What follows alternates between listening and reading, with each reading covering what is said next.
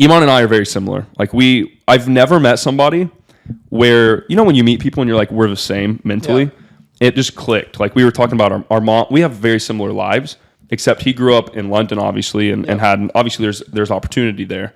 And I'm from Yeehaw town, so, but our moms, what it's called? No, it's called Piketon, but our moms had the same problems, right? The whole that oil spill was or whatever, or the train? No, that was north. That was East Palestine. We had the biggest murder in Ohio history when I was in high school. There was 8 people massacred on my road. What? Yeah, swear. You can look it up. I'll show you afterwards. Serial killer? No, just like hillbilly warfare. Holy shit! Yeah, crazy. It's like GTA.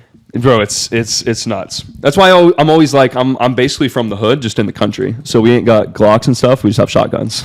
But going back to Iman, he was one of the first people I've met where I was like, this guy, like, it's like, I don't know how to explain it, bro. It's like unspoken words. Like you can communicate without saying words because you just know, because you've seen the same shit. Our moms went through the same thing. We were talking about trying to connect our moms because that's a whole other thing when your mom goes through a life of abuse and then you retire her.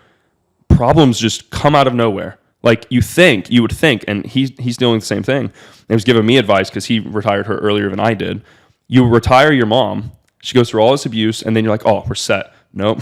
Problems just begin, because when you're used to having problems in your life, and you look for more. Yeah, and then you erase them all. You just create problems, which is like, it is what it is. But great guy as well. A lot of people hate on Iman online, and I think it's out of pure jealousy. I think they're really good at the angles they hit, and they push the angles hard. Like they definitely push the line of maybe repetitive marketing, or like, oh, it's your last chance or whatever. But every company ever does that. Yeah. The only reason people get mad is because he's doing it at such a level that it makes people insecure. I think when he put on his landing page like 70% close rate, everyone was so I called him when that happened, and I was like, dude, you cannot say this, because like he will even say himself, he's like, I'm not a sales guy. I was like, bro, you can't say this. People are gonna like rip you guys apart. He's like, bro, I just read it. It was written by a copywriter or whatever, and I was like, okay. And they deleted it like immediately after. So it's not like they're trying to sell that, you know. But Iman's a great guy. From him, the biggest lesson probably is just the level in which things are possible. That was the biggest thing I learned going to Dubai, was seeing the way he carries himself and his team, the way they run their company. No one knows. You guys only see like the character of all the old money and the nice stuff. But dude is a killer. Like they run their stuff so militantly and at such a high level. There wasn't one person on their team that I wasn't like, man, I would love to work with this person, or I would trust this person, or I would love to hang out with this person. Everyone was at a high level, which was super, super cool to see.